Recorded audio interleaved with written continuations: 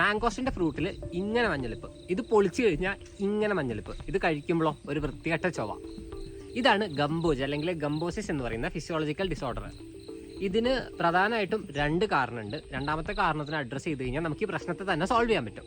ഒന്ന്, ഇപ്പം നന്നായിട്ട് മഴയൊക്കെ പെയ്യുന്നുണ്ട്, അപ്പോൾ വെള്ളം കെട്ടി നിൽക്കുക, അതുപോലെ ഇതിനെ വെള്ളം കെട്ടി നിൽക്കാൻ സാധ്യതയുള്ള സ്ഥലങ്ങളിലൊക്കെ മാംഗോസ്റ്റിൻ നട്ട് കഴിഞ്ഞാൽ, പ്രത്യേകിച്ച് വയൽ പ്രദേശങ്ങളിലൊക്കെ മാംഗോസ്റ്റിൻ നട്ട് കഴിഞ്ഞാൽ ഈ ഒരു പ്രശ്നം ഭയങ്കര കോമൺ ആണ്. അപ്പോൾ ഇത് ഒഴിവാക്കാനായിട്ട് എന്തായാലും നന്നായിട്ട് ചാലുകൾ കീറിയിട്ട് വേണം വെള്ളം കെട്ടി നിൽക്കുന്ന സ്ഥലങ്ങളിലാണെങ്കിൽ മാംഗോസ്റ്റിൻ നടാൻ.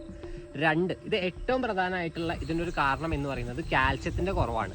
അപ്പോൾ ഇതിന് നന്നായിട്ട് കാൽസ്യം കൊടുക്കുക എന്നുള്ളത് മാത്രമാണ് ഒരു ഓപ്ഷൻ. അപ്പോൾ നമ്മൾ കാൽസ്യം നൈട്രേറ്റ് 10 ഗ്രാം 1 ലിറ്റർ വെള്ളത്തിൽ എന്നുള്ള രീതിയിലാക്കിയിട്ട് കായ്ച്ചതിന് ശേഷം ചെടികളിൽ സ്പ്രേ ചെയ്ത് കൊടുത്തു കഴിഞ്ഞാൽ നമുക്കൊരു പരിധി വരെ ഇതിനെ കൺട്രോൾ ചെയ്ത് നിർത്താൻ പറ്റും. വന്നിട്ട് ഇതുപോലെ കറ ആയതിനു ശേഷം കൊടുത്തിട്ട് കാര്യമില്ല, ആ ഡെവലപ്പ് ചെയ്യുന്ന സ്റ്റേജിൽ വേണം അതിന് പ്രത്യേകമായിട്ടും കൊടുക്കാൻ.